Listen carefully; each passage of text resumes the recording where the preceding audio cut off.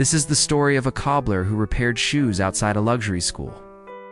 Once upon a time, there was a poor cobbler who earned his living by repairing shoes outside a prestigious school for rich kids. One day, as he was working, a beautiful schoolgirl approached him. She was unlike any girl he'd ever seen before. Her beauty took his breath away, and he felt his heart skip a beat. The girl was a bookworm and an honor student.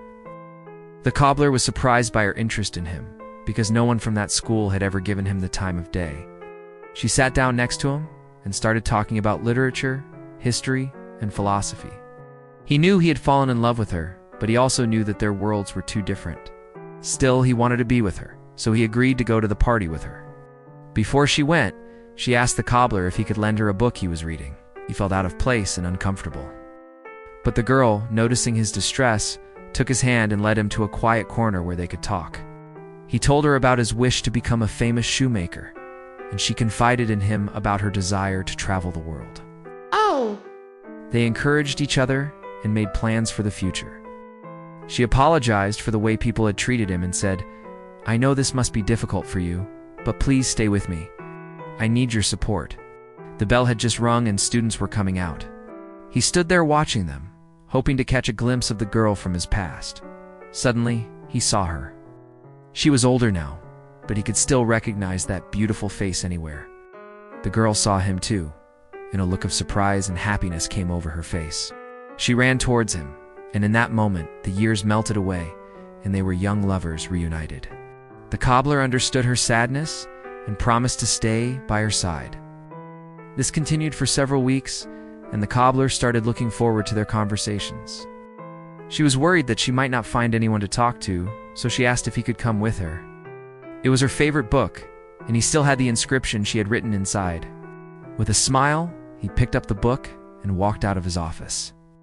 He didn't know where he was going, but he had a feeling he needed to return the book to her. Cobbler waited for her, hoping she would return, but she didn't. Impressed by the cobbler's skill and craftsmanship, the designer offered him a job in his company. The cobbler couldn't believe his luck. This was his chance to make something of himself, and he knew it. Days turned into weeks, and the cobbler began to lose hope. He had everything he ever wanted, but he never forgot the girl who had captured his heart all those years ago. He missed her dearly and wondered if he would ever see her again. The cobbler couldn't believe his ears. He had never been invited to a party, let alone a party at the palace.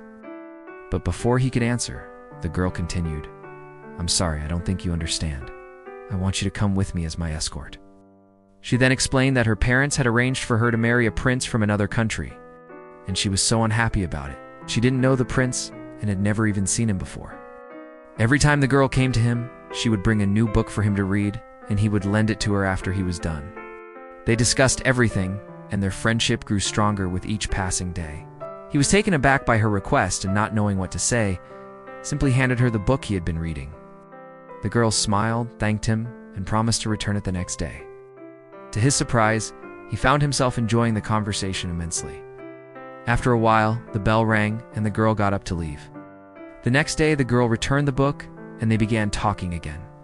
One day, the girl told the cobbler that she was going to an exclusive party at the palace. The cobbler listened intently, his heart aching for her.